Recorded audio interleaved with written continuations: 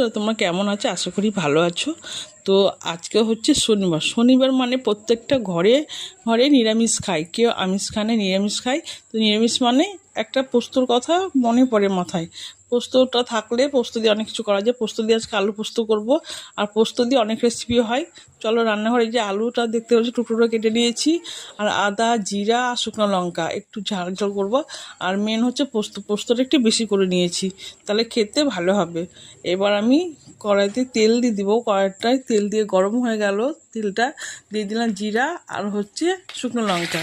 তারপরে তেলটা গরম হওয়ার পরে আমি দিয়ে দেবো চিনি। তেলে পুরো চিনি দেওয়ার কারণটা হচ্ছে কালারটা ভালো হবে, যেহেতু আজকে আমি রান্নায় হলুদ ব্যবহার করব না, সেই জন্যই তেলে পুরো চিনিটা দিলাম।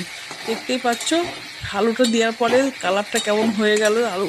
তো ভাজা ভাজা করে লবণ দিয়ে দিলাম, মানে লবণটা দিয়ে ভালো করে আরও কষবো, ভাজা ভাজা করবো, আলুটা লাল লাল করে ভেজে তারপরে মশলাটা দেবো। দেখতে পাচ্ছ এবার হচ্ছে লঙ্কা আদা জিরা পেস্টটা দিয়ে দিলাম, এবার ভালো করে কষবো। আমি কিন্তু একটু হলুদ ব্যবহার করিনি। হলুদ কেন ব্যবহার করিনি জানো? আলু পোস্ততে হলুদ ব্যবহার করে না, তাহলে ওই কালারটাতে টেস্টটা খেয়ে নেয়। দেখতে পাচ্ছ কিন্তু আমি হলুদ দিইনি, কিন্তু মনে হচ্ছে হলুদ দিয়েছি। দেখতে জলটা দিয়ে দিলাম, জলটা দিয়ে একটু ঝোল ঝোল থাকবে, না আর শুকিয়ে গেলে একদম ভালো লাগবে না।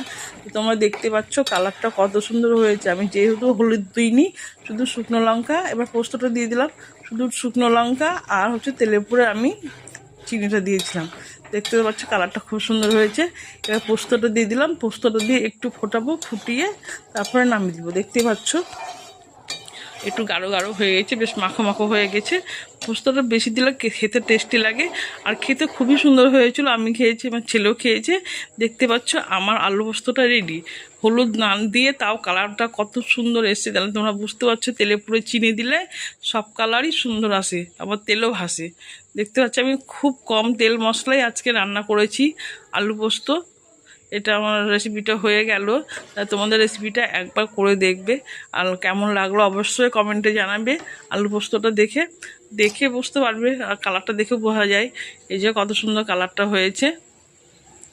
আর আমার ভিডিওটা আমি এখানেই শেষ করলাম। আর ফেসবুক থেকে দেখলে আমার পেজটা অবশ্যই ফলো করে দিও, আর ইউটিউব থেকে দেখলে আমার চ্যানেলটা সাবস্ক্রাইব করে দিও। টাটা বন্ধুরা।